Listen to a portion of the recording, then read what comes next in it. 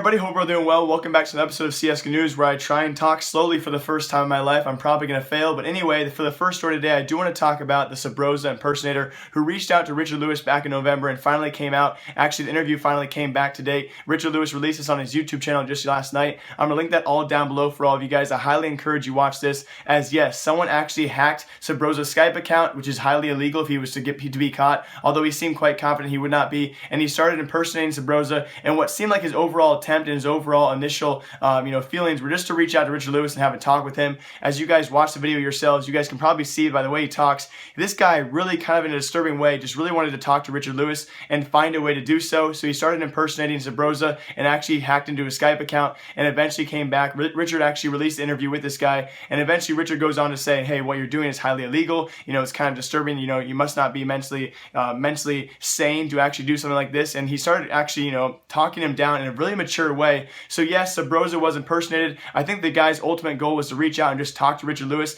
Beyond that though, guys, he was trying to act as Subroza, and his initial attempts were to actually come out and actually say that yes, I was cheating as Subroza, but Richard Lewis caught on very early on that he was not actually Subroza. He had no webcam.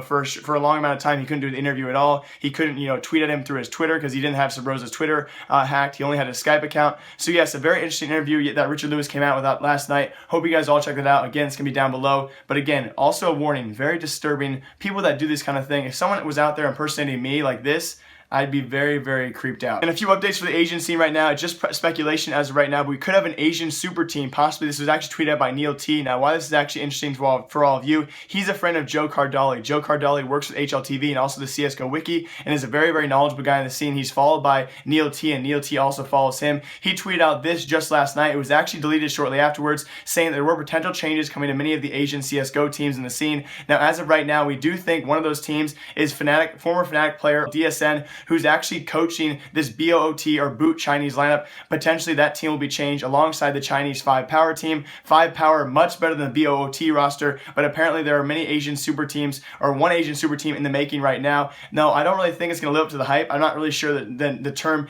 Asian super team is probably the best one. As many of you guys know, we've seen the struggling of Tyloo and CyberZen in North American and European CS lately. They came out, they surprised everyone a while ago, but it seems that we've all caught on to their strategy so far. So as of right now, Asian super team is apparently in the making. 5-Power and BOT lineups in the making as well for that potential roster change. What other teams are involved right now, we have no idea, but expect maybe Asian teams or a minor Asian shuffle coming soon. In another CSGO news, Mousesports Nico tweeted out this last night, as apparently the Dignitas lineup actually boarded their plane to leave the country, as apparently they did not know they qualified for the ECS finals last night. I talked about this yesterday's CSGO news episode. We had our 4 final European teams after ECS matches concluded last night. Apparently Dignitas and their manager had a lack of communication there, as they had no idea they had qualified, even though there was a round differential, although it was very slight. I can show you guys on screen right now the round differential between Dignitas and G2 qualifying in that 4th spot was just 6 rounds over 18 matches, so really not much. I kind of actually want to argue that there should have been a playoff bracket, but either way, either a lack of communication between Dignitas' manager or maybe ECS officials,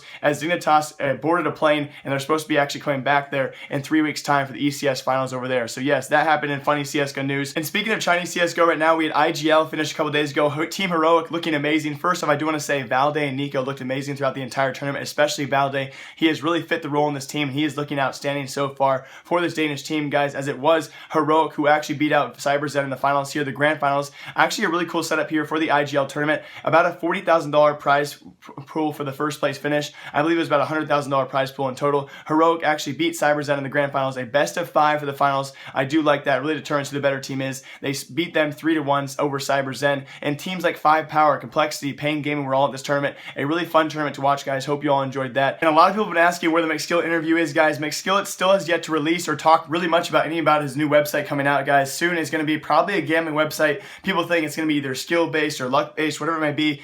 It's going to involve a transaction of skins somehow. I can't tell you guys anything more because I don't know much else. But apparently McSkillet, guys, will be launching it sometime soon. I just don't know the exact dates as of right now. So for all of you guys wondering where the interview with McSkillet is, it will happen happen hopefully once his actual website is released, but apparently I actually heard a rumor that McSkillet was trash talking CSGO News in a TeamSpeak. I don't have actually evidence of this, guys, but several people told me about it. So apparently if he was trash talking me, I don't know if the interview is still going to happen, but it still is a plan of mine, guys. So hopefully coming soon is a McSkillet interview, a quick update for all of you guys. And that's going to do it for today's short episode of CSGO News. I will be back tomorrow, guys, with more CSGO News and more live streaming as well. It's a really busy week here for CSGO News as I'm in my finals week, my final 2 or 3 weeks of school. So I have a lot of presentations, a lot of tests coming up that I do need to study for. I also have not shouted out my sponsor in a long time. Quick shout out to Scooby and TradeSkinsFast.com. If you guys will use that link down in the description, if you guys have a lot of cheap skins, low level skins, 13, 10-cent skins that you can't trade on Steam and no one ever buys them, use TradeSkinsFast.com. Trade them up very easily and very fast. As always, guys, live, love, laugh a lot. I will be back tomorrow with more CSGO News. My name is Jake. Remember, I like you. I'll see y'all tomorrow. Remember, I like you.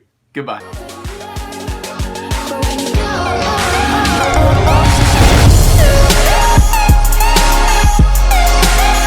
You guys actually stayed past the outro. I want you all to know that I do have some special things coming back. I'm going to return the series CSGO Funny Name Tags, and I also have some great series coming soon that I might release early. Otherwise, it'll be released this summer, but I think Funny Name Tags, I really want to bring that back. If you guys want that series to come back, if you guys are still watching the video, just say Funny Name Tags in the comment section. Love you guys all. I'll see you tomorrow.